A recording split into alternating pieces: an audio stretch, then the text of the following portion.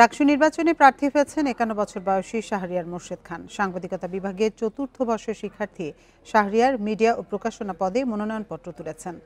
৪ সন্তানের বাবা শাহরিয়ার মোর্শেদ জানান, নির্বাচিত হলে শিক্ষার্থীদের অধিকার আদায়ে কাজ করতে চান তিনি। আর ব্যতিক্রমী প্রার্থী পেয়ে খুশি সাধারণ শিক্ষার্থীরা।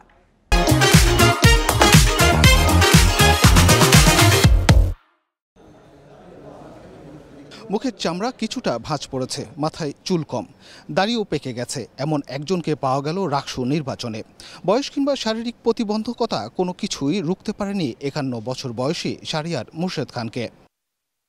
২০২০-২১ শিক্ষাবর্ষে ভর্তি হন রাজশাহী বিশ্ববিদ্যালয়ের গণযোগাযোগ ও সাংবাদিকতা বিভাগে।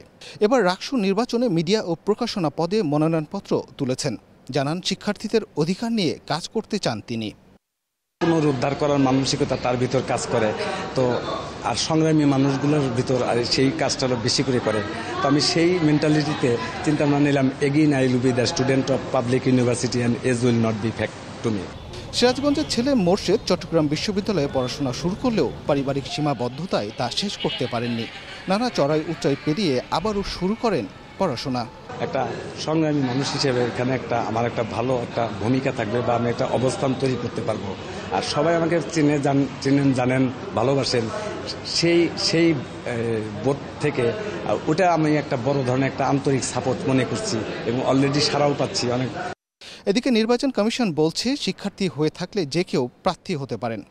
রোববার প্রার্থীদের মনোনয়নপত্র দাখিল শেষ হবে। চূড়ান্ত প্রার্থী তালিকা প্রকাশের পর শুরু হবে প্রচারণা। নিরাপত্তার বিষয়ে আমরা সর্বোচ্চ গুরুত্ব দিয়ে নিরাপত্তার বিষয়টি দেখছি। কাজেই আপনারা কয়েকদিন পরেই দেখবেন যে এই কোশ্চেন আর কেউ করতে পারবেন না। আশা করছি যে আমাদের পুরো ক্যাম্পাসটা যাতে নিরাপত্তার চাদরে ঢাকা থাকে।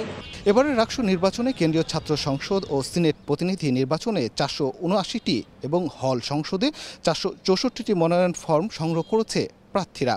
নির্বাচন হবে ২৫ September. Mustafizur Rahman, independent news, Rajshahi.